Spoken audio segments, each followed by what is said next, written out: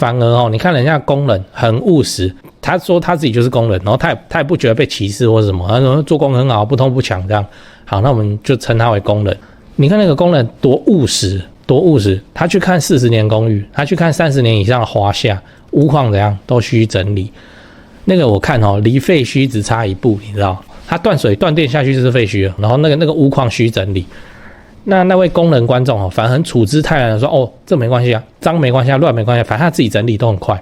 他自己是做泥做的，然后他一群朋友什么装潢的专业通通都有，木工啊、水电啊，朋友一堆，所以他很甘愿怎样买废墟来整理后自己住。你看人家多么的务实，反观一堆炒房仔在那边眼高手低，在那边东嫌西嫌，屋龄10年就觉得这个屋龄很高很烂，一定要买新房子。然后再来嫌新房子怎么涨幅不够高？为什么低薪的人买得起房子，你却不行？因为你少了这一点。先说结论因为你少了对房子的容忍度。低薪的人只要能买到，他都能接受。那很多高薪的人反而会看不起自己手上能买得起的房子，然后就一直说自己买不起房子。嗨，我是买房阿元，订阅买房阿元，我先祝你老了有房也有钱。我们在上一支影片聊了买山上的房子不要想着赚钱，如果你还没看的话可以看一下。那今天我想跟你讨论为什么低薪的人能买得起房子这是我们来聊一个 PTT 上的文章，这是一篇回文那标题是请益服务业工人怎么买房子。然后这位乡民就说他的病人就是人家口中的社会底层，就我们说的什么工人啊、师傅啊、加油员这种的。然后他说以他的经验来说，这些人反而愿意去买房子，而且再烂他都愿意买什么300万以内的房子就算他是领日薪或是薪水很烂也没关系，只要他能够准备个150万，银行还是会愿意贷给他这样。对啊，就我们之前有一集节目就在讲说，基隆一间房子现在只要200多万，你工作10年你怎么可能买不起？其实很多时候是怎样，就是你不是买不起啊，你只是看不上那你现在买得起的房子可能像这种工作比较辛苦的，他们就没有像你这种心理障碍或是你还是说洁癖啊、心魔等等都行，他就是能上车他就会上车，然后你还在那边可是通勤很远呢，可是这间房子很鸟很烂呢，可是这个附近有公庙所以你要知道，你永远都挑不到自己满意喜欢的。我认为这位乡民说的很对他最后一句话说的是这个，来我把它框起来了他是写说，真正很穷的人反而都很积极的去买到房，因为他们买的都是你们不可能看得上的房子。对，就是那个你瞧不起的那个服务生跟工地搬砖的，他们可能都有房子大小地区先不论，人家手上就是有房子的跟那个土地的权状这样。然后你就还在那边酸台湾房子很贵什么有的没的。那像同一篇贴文底下马上就有人回，如果住北部呢立刻被呛。金山、万里、福隆、基隆其实不用看到那么远，那个淡水又不是没有公寓，淡水又不是没有中古屋其实淡水还可以啊，我觉得。那这些地方都还有房子可以买，就真的你如果觉得金山万里要翻一座山太远，那你就买基隆啊那还有很多是自强号有停的站对不对？至少搭火车都能到，搭公车都可以到市政府站，而且捷运不是也正在盖吗？应该是吧那个基隆捷运被骂到现在，我也不知道它现在进度是怎样。我都研究高雄的，我还没去研究那个北部的重大建设。所以你要说你自己买不起房子其实我不信，真的。你把眼光放远一点，你就不要守着那个台北市新北超大的，新北还是会有非常多的选择。最后你要知道，自住买房最忌讳东挑西选我们还是一句老话，先求有再求好。如果你现在没有自住的房子，有能力买你就赶快买，你不要想说等到房价腰斩你才要买。我之前的影片就有跟你说了，我们的杨金龙央行总裁就暗示他不会让房价崩盘的那你到底在等什么？反正现在买房子要换至少都会等到5年，因为税制的关系。那你买一间鸟鸟的房子，说真的没差，你就以5年为周期，慢慢去换到一间不错的房子，这样也很好啊。我建议你买第一间房子的时候，真的不要太挑了，因为你有80%的机会会想要再换。台湾人一辈子平均会换3次房子，所以你一开始真的不用那边东挑西挑精挑细选挑到爆，你就一个不满意可接受就要买了那什么时候要挑到爆？就是你觉得差不多稳定下来，例如说你已经生2个小孩，不打算再生了，你也知道这间房子大概就是会住到你的小孩长大，动辄10年、15年、20年这样。等到你下次要换房子的时候，可能就是你要退休，想要去山上享受虫鸣鸟叫之类的时候，这个时候你再买房子，你才需要去慢慢挑到爆，因为它真的会陪你很久，甚至陪到你走这样。那如果你只是买一个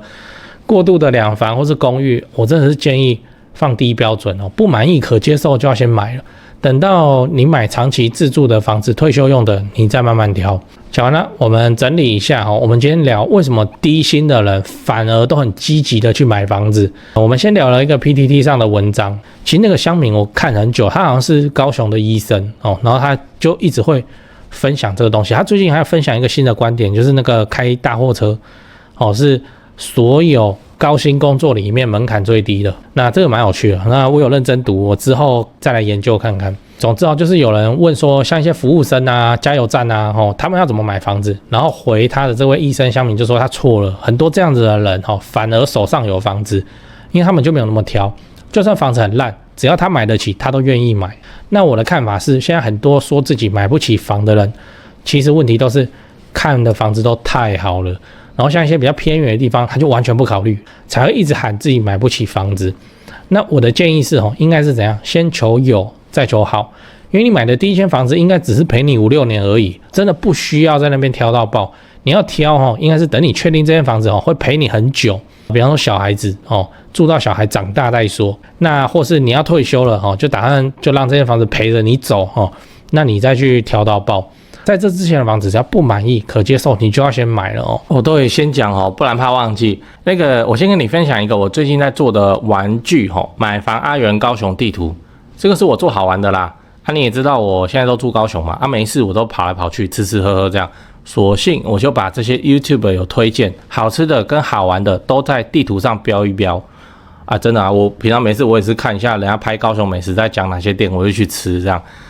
然后顺便把我做的重大建设功课我也给它写上去。如果你放假要来高雄玩，或是来高雄看房子都可以来看这张地图，那就可以看一下附近有什么好吃的或是有哪些重大建设。你如果想要看这张地图的话，你就扫一下这个 QR code， 或是点开资讯栏的连结就会看到了。你也可以在 LINE 传给别人那记得要用浏览器打开不要导引到它的 Google Map 上。Google Map 这个 App 打开后有问题，就用浏览器看就好了那顺便再推荐一下高雄自产的房仲店，我自己是都找高雄台湾房屋美术之星店，我的房子都是他们帮我处理的超过10年了。除了一般的买跟卖以外还有其他有的没的帮忙整理装潢拉租金或是出租找租客代租代管他们都能帮忙真的我们合作很久了我跟他说好一个行情价基本上都是可以卖到这个行情价格稍微往上一点点，速度蛮快的。没事他也不会一直来就打扰我们这样，我是真的很信任他们我现在的买卖持续都还是跟他们做所以你有房子，高雄房子你要买或者你要卖你要装潢什么的，那你就加台湾房屋美术之星的 LINE说你是阿元的观众那助理他们就会好好的去服务你。我自己也有加他们平常也会 po 房子嘛，我跟你都是看一样的房子真心推荐。现在就加台湾房屋美术之星的 LINE， 小老鼠 go go go go， 小老鼠5个 go， 记得说是阿元观众那我也知道台北人虽然很多都跑来高雄买房子，可是台北人其实更钟情于自产台北一堆人问我有没有推荐的台北房仲，这是只能抬出我的前辈了来这个 LINE 小老鼠 buy 台北小老鼠 BUYTAIPEI 小老鼠买台北。台北市、新北市他们都有服务新北很远远到淡水他们都有服务的，买或卖都 OK。这位前辈也是很厉害只要是台北相关我有不懂的重大建设或工程进度，我也是都问他。他在地产圈也是很有名主要服务高资产族群。但先说前提你要自产台北市，你实力就要够，这个是全台湾最顶级的巅峰战场自备要大概500以上吧，这就是常态。好啦，台北跟高雄我最推荐的房仲我都跟你讲了哦，那现在就加他们的 LINE 哦，平常没事的时候就看一看他们 PO 的自产物件。我是买房阿元，订阅买房阿元，我先祝你老了有房有钱。讲八卦，我这个频道不是有开付费会员嘛，就是每个月250块哦，是付给 YouTube 在分我那个哦。我的会员影片就是做高雄重大建设跟一些买房的技法这样，那就会有很多会员来加我的 LINE 哦，来问我问题哦，那我回会员的题目我会比较认真哦，就当会员服务这样。我觉得很有趣哦，其实我也在会员观众身上看到很多我以前没有注意过的现象或是角度啊，就真的有做工的观众，做工哦，就在做工观众，然后他还买了我的频道会员。请问你一个月250块，你去买那个 A 片网站的不好吗 ？A 片网站的会员不好吗？那跑来买这个房地产的，然后他就真的有照片了，工人这样哦，真的是觉得很特别了，很特殊了。然后他就在这边看高雄的重大建设哦，他决定要赶快买一间房子来自住哦，不然再不上车会一直被抛下这样。可是他也买不起什么预售屋，他也买不起什么好的电梯大楼哦，他只能看很老的老公寓啊，他就贴了很多那个老公寓跟老华夏，我看一下那个公寓屋龄都40年哦，然后那个华夏屋龄都30年以上，35、36这样哦，在高雄，然后跟我分享他做的功课，然后问我哪一间比较理想哦，哪一间吃得到什么重大建设这样哦，因为他有看影片嘛。先做结论哦，我是佩服他的哦，因为他贴出来的公寓，说真的不会有人喜欢。我之前就讲过了，你们看的房子都太好了，反而哦，你看人家工人很务实，他说他自己就是工人，然后他也不觉得被歧视或什么，他说做工很好，不痛不痒这样。好，那我们就称他为工人。你看那个工人多务实。他去看40年公寓，他去看30年以上的华夏屋况怎样，都需整理。那个我看哦，离废墟只差一步，你知道？他断水断电下去就是废墟了，然后那个屋况需整理。那位工人观众哦，反而很处之泰然的说：“哦，这没关系啊，脏没关系啊，乱没关系啊，反正他自己整理都很快，他自己是做泥做的。然后他一群朋友哦，什么装潢的专业通通都有，木工啊、水电啊，朋友一堆。”所以他很甘愿怎样买废墟来整理后自己住。你看人家多么的务实，反观一堆炒房仔哦，在那边眼高手低，在那边东嫌西嫌，屋龄10年就觉得这个屋龄很高很烂哦，一定要买新房子，然后再来嫌新房子怎么涨幅不够高，然后再来嫌说预售屋交屋以后马上卖掉又要房地合一税45%哦，一直嫌，怎样他都可以嫌。那我会说，这位工人观众哦，真的是务实多务实啦。新房子谁不喜欢？但他手上的钱就只能去买公寓或老华夏，然后他也很务实的去看了，他没有变身哦，成那个一直骂政府的居住正义大侠。他看到废墟，他也没有嫌弃哦，反而是很积极的去寻找对策，然后自己跟老婆打算慢慢整理哦，然后叫朋友帮忙他水电什么的，这样慢慢站稳脚跟。哦，那我会说这位会员朋友这样踏踏实实前进哦，非常稳健。你看他也没有做超出他能力的事情啊，他买的是你根本看不上眼的低总价公寓啊，公寓4楼吧，我记得4楼盖的4楼哦，就顶楼了。废墟整理他也 OK， 而且他是要自己去整理，不是要找统包或干嘛，因为没钱嘛，那他自己整理哦。其实废墟才好整理耶，我到现在我这样觉得，虽然拆除清运要钱，可是就不会搞得像一些屋况叫尚可，然后导致你很多东西要东流西流，然后不好处理这样。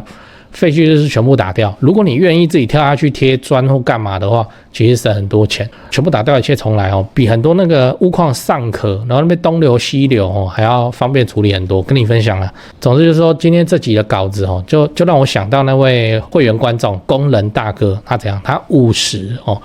我相信哦，他会走得很顺利哦，他会一直买下去，然后买一间还是废墟哦，那边整理，等他老了，虽然手上房子屋龄都很高，可他租金一大堆，租金收不完，他晚年生活就获得租金的保障嘛，对不对？哦，这样才务实，这样才稳健，务实才稳健哦，不要眼高手低，跟你分享。